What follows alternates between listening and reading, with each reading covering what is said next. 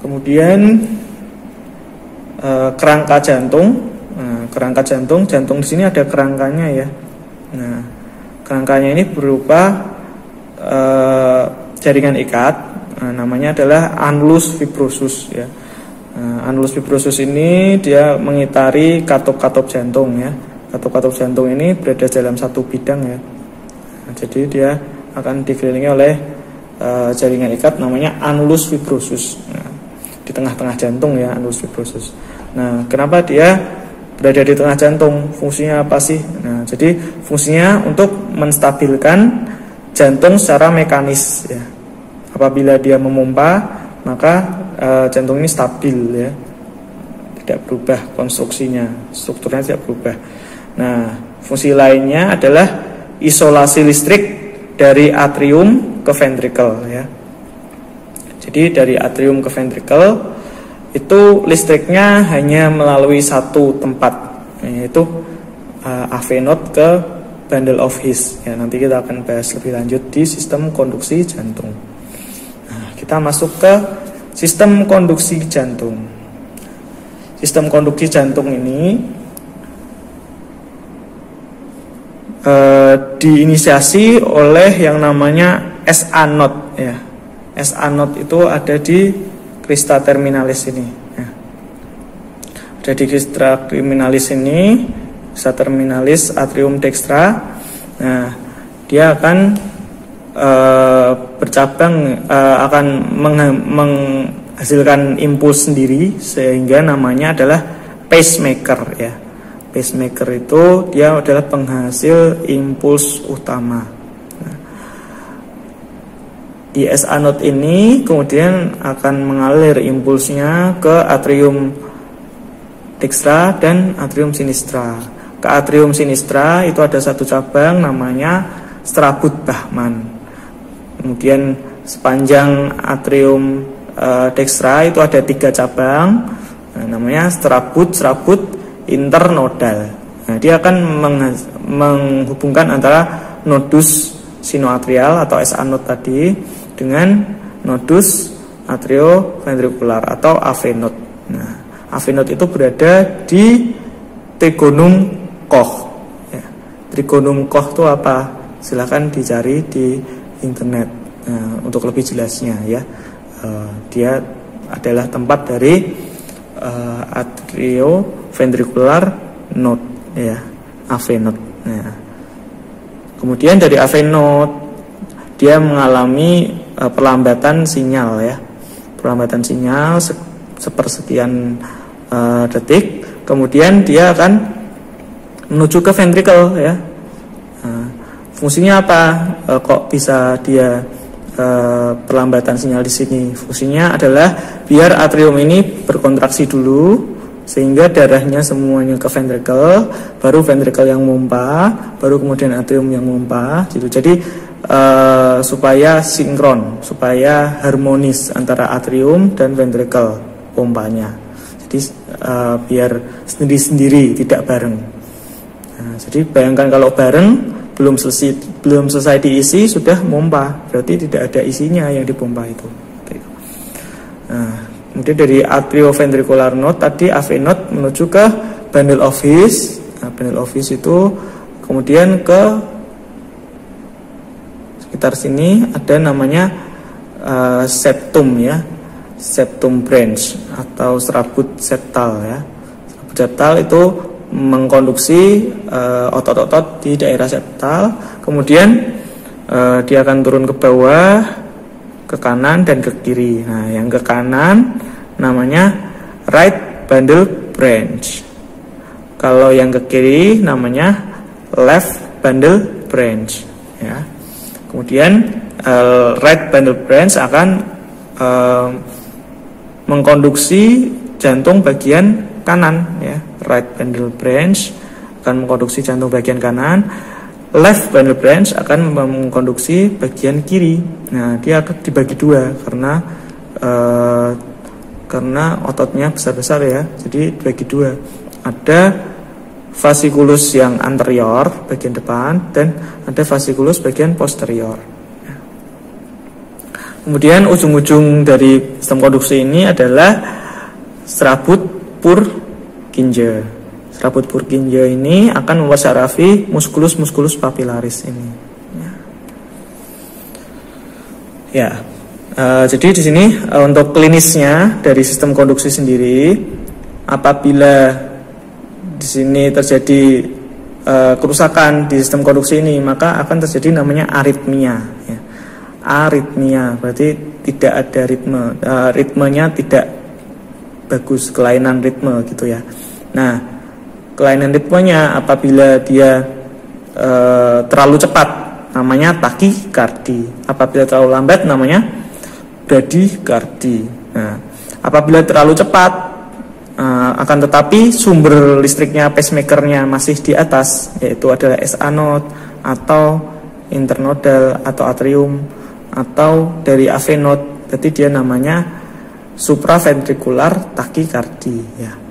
Tapi apabila dia berasal dari ventricle seperti tadi bundle of His, kemudian right bundle branch atau left bundle branch, maka dia bernama ventricle takikardi ya. Apabila berasal dari atrium, dia impulsnya itu banyak ya, yang menimbulkan impuls banyak dari sini, dari sini, dari sini, dari sini, dari sini, dari sini, dari sini, dari sini. Nah, maka jantung itu akan bingung, dia akan memompanya banyak banget. Nah, jadi dia memompa banyak banget, dia seperti bergetar ya. Nah, bergetar. Nah, getar itu namanya fibrilasi. Atriumnya bergetar berarti atrial fibrilasi ya. Jadi karena semakin banyak impuls yang berasal dari atrium. Nah, kalau berasal dari ventricle berarti namanya ventricle fibrilasi ya.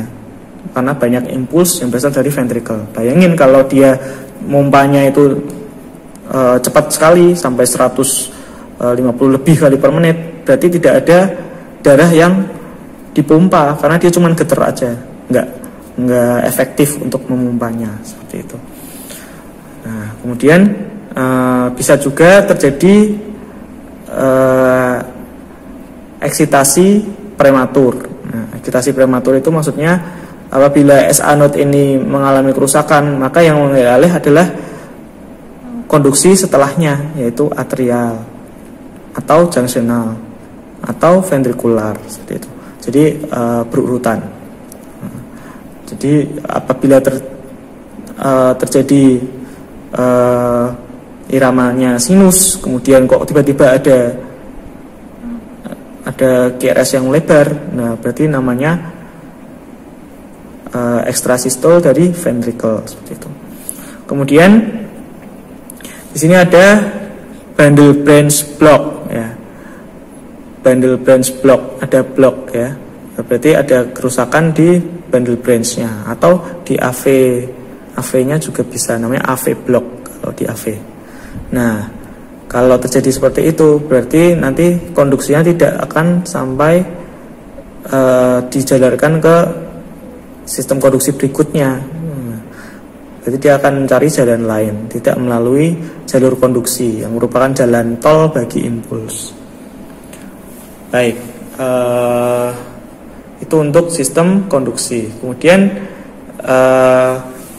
sistem konduksi itu artinya adalah jantung ini bisa menghasilkan impuls sendiri tanpa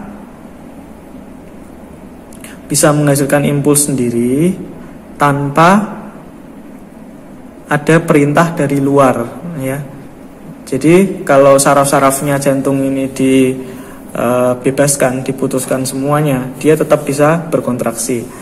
Hanya saja kita perlu mengatur jantung ini supaya bisa homeostasis dengan yang lain. Nah, caranya dengan dipasang saraf simpatis dan parasimpatis atau saraf-saraf otonom ya.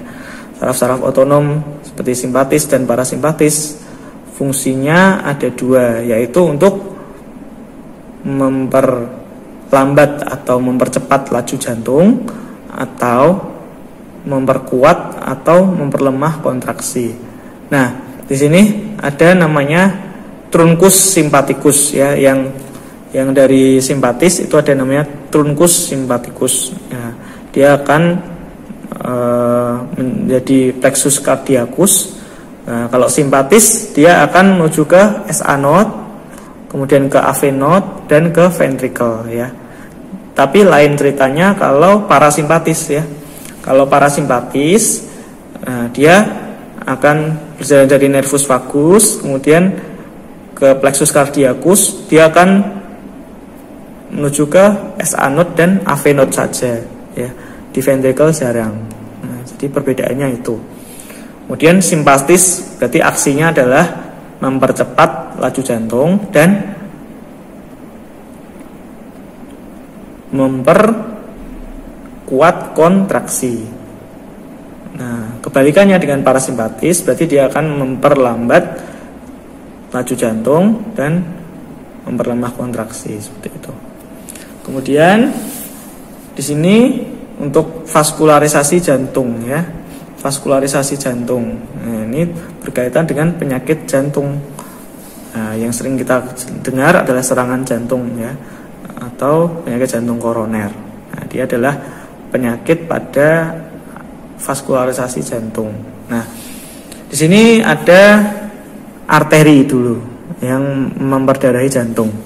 Nah, arteri jantung tadi berasal dari arteri dari aorta yang bercabang menjadi arteri coronarius yang dextra dan arteri coronaria yang sinistra.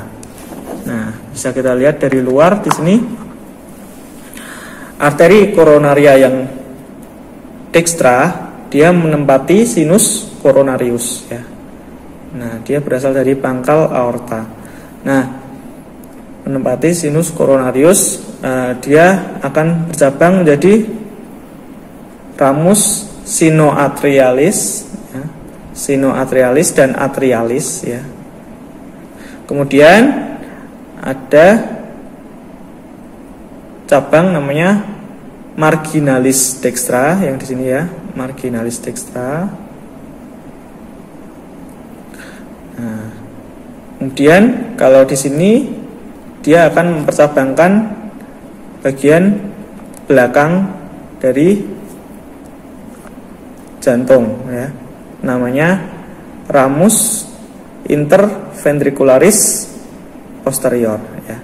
Jadi di sini ada arteri coronaria yang dextra, dia akan mempercabangkan menjadi ramus sinoatrialis, kemudian ramus atrialis, kemudian di sini menjadi ramus marginalis dextra dan dia akan ke belakang menjadi ramus interventricularis yang posterior ya. Ramus interventricularis yang posterior. Nah, ramus interventricularis yang posterior ini menempati sulcus interventricularis yang posterior. Nah, kemudian kalau yang bagian kiri, arteri coronaria sinistra tadi dari sini, dia akan bercabang menjadi dua ya. Yang ke depan ini namanya arteri ramus interventricularis anterior. Di sini menjadi ramus circumflexa ya, karena dia berputar. Nah, sini ramus interventricularis anterior, dia akan menempati sulcus interventricularis anterior. Nah, maaf, sini tadi menempati sinus coronarius ya. Nah, jadi ramus interventricularis anterior dia akan menempati sulcus interventricularis yang anterior. Nah, dia akan bercabang juga menjadi apa saja. Dia akan memperdarahi septum. Nah, makanya namanya ramus interventricularis yang septalis. Kemudian yang di sebelah sini namanya ramus lateralis karena memperdarahi bagian lateral. Kemudian arteri sirkumfleksa dia akan bercabang menjadi ramus marginalis yang sinistra. Kemudian ya itu aja. Pada beberapa orang ramus interventricularis posterior ini berasal dari ramus sirkumfleksa. Seperti itu. Jadi ada yang berasal dari ramus sirkumfleksa, ada yang berasal dari arteri coronarius yang dextra ya, untuk ramus interventricularis yang posterior. Ya, pada manekin ini berasal dari arteri coronarius yang dextra. Baik, jadi kalau ada sumbatan di arteri-arteri ini atau cabang-cabangnya, namanya adalah dia akan menghasilkan nyeri ya. Nah, nyerinya ini sementara atau menetap. Nah, kalau dia sementara aja nanti bisa sembuh sendiri, namanya angina pectoris. Nah, apabila dia nyerinya lama, dia namanya sindrom koroner akut ya. Nah, sindrom koroner akut ini dari iskemia ya. Jadi otot jantungnya kekurangan oksigen, itu namanya iskemia. Kemudian kalau benar-benar kekurangan oksigen banget sampai sakit, tidak bisa bekerja, namanya infak miokard ya. Infak miokard. Nah, apabila otot jantung yang sakit tadi tidak menerima darah terus-menerus, akhirnya dia akan mati ya, namanya nekrosis. Nah, kalau otot jantungnya mati, berarti tidak ada yang memompa darah ya.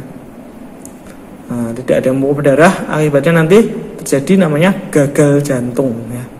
Jadi gagal jantung itu adalah gangguan pompa jantung karena ototnya mati ya. Nah, baik, kita lanjutkan ke pembuluh darah balik atau vena. Nah, vena intinya ini ya, ada besar di belakang, namanya sinus coronarius ya. Sinus coronarius. Nah, sinus coronarius ini merupakan muara dari semua vena di jantung, hampir semua vena di jantung. Nah, terutama di sini ada vena cordis magna ya. Vena cordis magna yang nanti akan menuju ke menempati sulcus interventricularis anterior, nah, bermuara ke sinus coronarius. Kemudian ada vena ventriculi posterior nih ya, vena ventriculi posterior, dia akan menuju ke sinus coronarius juga. Kemudian di sini juga ada vena cordis media yang menempati sulcus interventricularis yang posterior. Nah, di bagian belakang sini juga ada sepanjang atrium dextra. Di sini belakang atrium dextra ini juga ada namanya vena cordis parva ya. Nah, kemudian ternyata selain bermuara ke sinus coronarius, beberapa vena juga langsung bermuara ke atrium dextra ya. Langsung bermuara ke atrium dextra. Nah, itu adalah vena cardiaca anterior dan vena cardiaca minimi.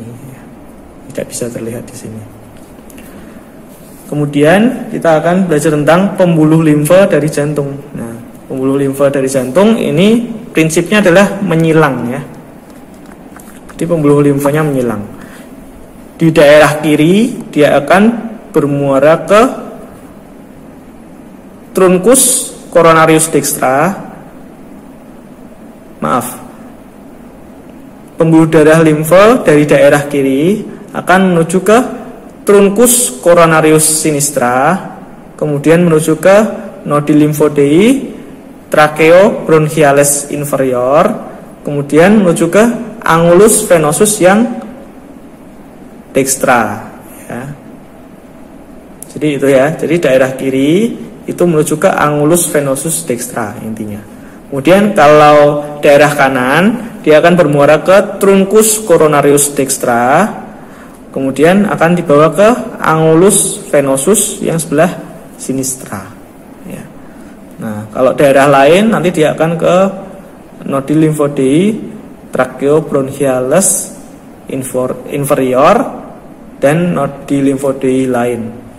Nah, intinya dia menyilang ya. Kalau bagian kanan dia akan ke angulus venosus sinistra, kalau bagian kiri dia akan ke angulus venosus yang dextra. Ya. Kemudian di sini ada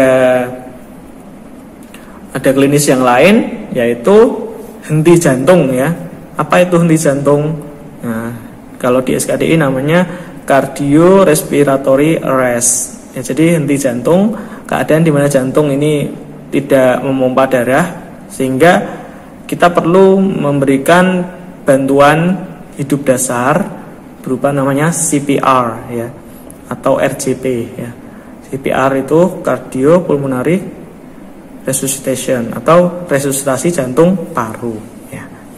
Jadi jantung ini berada di bawah sternum. Nah, sternumnya kita pompa sehingga jantung di bawahnya ikut memompa darah. Nah, dengan begitu maka jantungnya akan berdetak sehingga sirkulasi di dalam tubuh tetap terjaga, dan jantungnya akan menginisiasi listrik sendiri harapannya, sehingga jantung dapat berdetak setelah itu.